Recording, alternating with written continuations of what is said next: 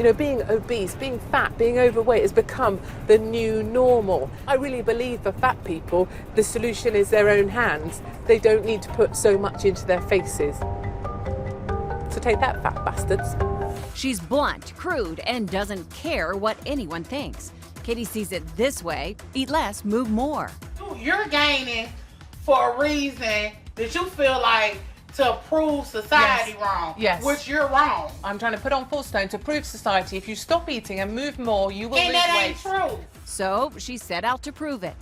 What we have in front of us is what I'll be eating from now on in order to put on 4 stone in 3 months. Katie went from 125 pounds to 167 pounds in 3 months by eating and doing nothing. This is the thing. And it's not helping me love fat people more because I hold them responsible for this. Katie kept a video diary of everything, even when she cracked. I hate fat people for making me do this. When the moment of truth came, the news nearly made her sick. 38 Oh, and a half I don't know. inches. That's just around your waist. Oh, that's disgusting. Okay. All right, Katie. So your final weight is just under 12 stone. So you've put on. 3 stone and a bit. That's right. In the special, Katie takes the weight off again, cutting back to 1,500 calories a day and exercising. She made her campaign public, but it didn't make her popular.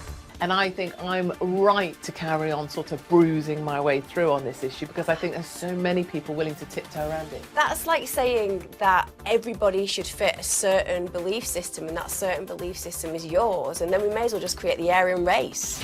I am known for being kind of the wicked witch of the West here in the UK, or some people say the biggest bitch in Britain, which is a terrible thing to call someone. Do you think overweight people are just lazy?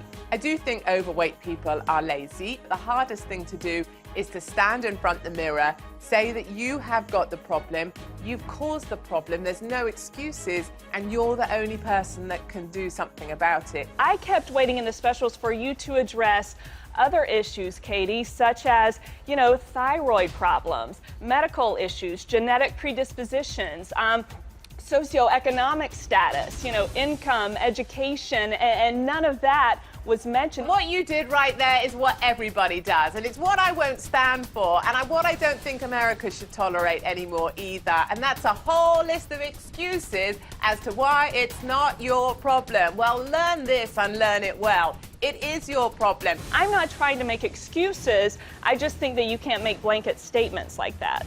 Okay, you're not trying to make excuses, but you're doing a pretty good job of it. I think it's a simplistic view of a complicated issue, Katie. I'm going to be honest. Why are you big? Because I eat too much. Do you not realise where you're going with this? How did you get this big? This is actually to do with a hate crime. You're a victim of hate crime. Absolutely. It became personally offensive, and I believe it's a hate crime, and I'd like to report it. What, for having an opinion? She called the cops on you? They asked if they could meet me so that they could discuss my views. And I said, of course, I'll meet you, no problem. And we met up, and I told one of the ladies that what I thought about her, that she looked disgusting and overweight, and she was killing herself. And so she accused me of hate crimes, and off she went, slowly, had a bit of a waddle, and she rang the police, and they told her to get a grip, which was a joy. Would you still, after all of this, through this experience, would you still never hire an overweight person? No, I would never hire an overweight person. For me, I guess my business is all about directing energy into businesses, helping them make more money. And for me, a very fat person, an obese person, an overweight person, whatever name we call that, wouldn't represent my company in the way that I think is important. They certainly wouldn't be able to fly around the city at the speed that I fly around the city. And that's what I don't want, is for the lasting image of my company to be, did you see the size of her? Of course, that's your prerogative, but don't you think that that is discrimination? As an employer, especially a small business employer, I call it freedom of choice.